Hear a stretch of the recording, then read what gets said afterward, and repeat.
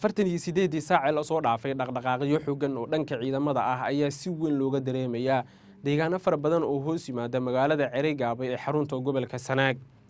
dhowrkii saac la soo dhaafay sida ay tilmaamayaan xogaha iyo wararkan helino, ciidanka Somaliland ayaa waxay fuliyeen howlgallo qorsheysan oo ay ku beegsadeen goob ay joogeen ciidanka waqooyi bari. sargaal sare oo ka tirsan militariga Jamhuuriyadda Somaliland ayaa goordhow ii xaqiijiyay in howlgalladii ugu dambeeyay ee halkaasi ka dhacay ay ahaayeen kuwo guuleystay isla markaana lala eegtay goobo ay ku sugnaayeen ciidanka waqooyi bari. ishardanka xoogga leh ee hadda ka jira gobolka Sanaag intiisa badan wuxuu ku saabsan yahay ama wuxuu bartilmaameedku yahay qabashada Cerigaba iyo difaaca Cerigaba.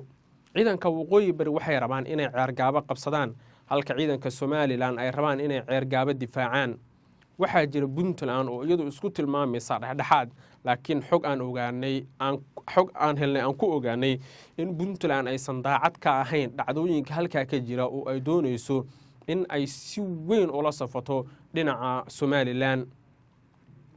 Cabdiraxmaan Cirro ayaa toddobaadkii la soo dhaafay kulan la qaatay taliyaha militariga Somaliland, isagoo u sheegay inuu si degdeg ah u diyaariyo qorshe weyn oo ka dhan ah magaalada Cerigaba iyo in Cerigaba marka la qabto dib loo difaaco.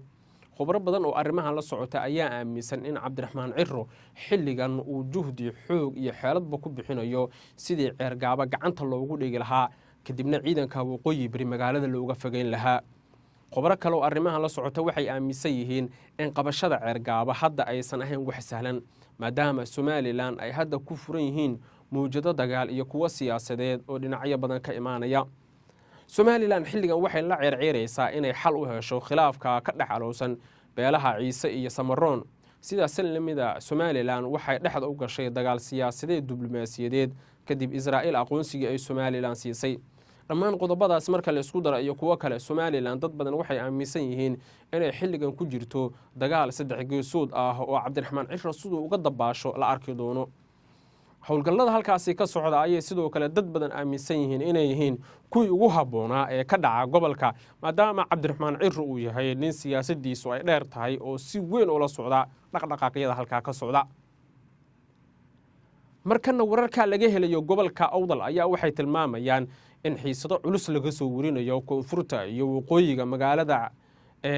Lughayo oo ka tirsan gobolka Awdal. dhaqdhaqaaqyada halkaa ka socda ayay dad badan aaminsan yihiin inay ku saabsan yihiin xiisado culaadeed oo muddo halkaasi ka taagnaa. khubarada aan la hadalnay qaarkood waxay tilmaameen in dhaqdhaqaaqyada halkaa ka socda intooda badan ay ku saabsan yihiin isdiidooyin muddooyin soo jiray oo halkaasi ka jiray. dadka arrimahan la socda ayaa waxay aaminsan yihiin in Cabdiraxmaan Cirro uu wax weyn ka qaban karo xiisada u dhaxaysa Ciisaha iyo Samaroonka. haddii aan xal degdega loo helin khilaafaadka halkaa ka taagan, dad badan waxay aaminsan yihiin inay xaajadu tagi doonto meel aan waxba laga qaban karin oo ay sheekadu tagi doonto, arrintuna ay aadi doonto midi ku taag. labadii toddobaad ee lasoo dhaafay, Jabuuti ayaa si weyn loogu eedeynayaa in ay si weyn uga dhex milantay arrinta siyaasadda ee ka taagan ama arrinta colaadda ee ka taagan xuduudda, waxayna wararka iyo macluumaadku tilmaamayaan in howlgallo qorsheysan oo ka dhaca gobolka ay yihiin kuwo lagu dhabarjibinayo midnimada Somaliland. Cabdiraxmaan Cirro waxaa la aaminsan yahay inuu ka warqabo dhaqdhaqaaqyada halkaa ka socda, laakiin arrimo kale oo soo ifbaxaya ayaa waxay tilmaamayaan in dhacdooyinada halkaa ka jira ay yihiin kuwo xaaladda uga sii dari kara haddii aan xal degdega hadda la helin oo aanan xaaladda biyo qabow lagu shubin. ugu dambeyntiina dhowrkii saac ee lasoo dhaafay, dowladda Soomaaliya ayaa qaaday arrimo diblomaasiyadeed oo aad u sarreysa. madaxweyne xasan sheekh maxamuud ayaa la filayaa inuu tago dalka Mareykanka isagoo la kulmi doona Donald Trump. wararka iyo macluumaadku waxay tilmaamayaan in dhowrkii saac ee lasoo dhaafay ay jirtay aragti la xiriirta in madaxweyne xasan sheekh maxamuud uu toos ula fariisto Donald Trump si uu uga hadlo arrimaha hadda taagan, gaar ahaan arrinta Israa'iil iyo Somaliland.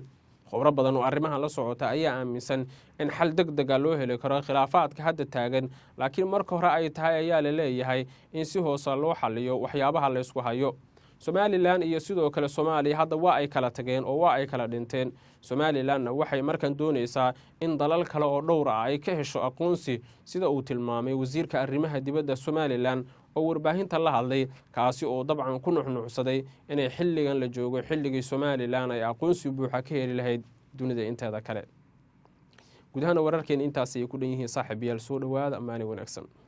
internet plus waa adeeg ay macaamiishu ka heli karaan internet fiber ah ku hadal iyo IPTV ula socda receiver ay ku jiraan in ka badan 4,000 oo kanaal internetka guryaha ku shubo $25 oo hel internet xawaarihiisu yahay 20 megabyte per second iyo 200 oo daqiiqo oo ku hadal gudaha ah ama ku shubo $30 oo hel internet xawaarihiisu yahay 30 megabyte per second iyo 200 oo daqiiqo oo ku hadal gudaha ah internetka xafiisyada ku shubo $50 oo hel internet xawaarihiisu yahay 55 megabyte per second iyo 400 oo daqiiqo oo ku hadal gudaha ah ama ku shubo $90 oo hel internet xawaarihiisu yahay 110 megabyte per second iyo 700 oo daqiiqo oo ku hadal gudaha ah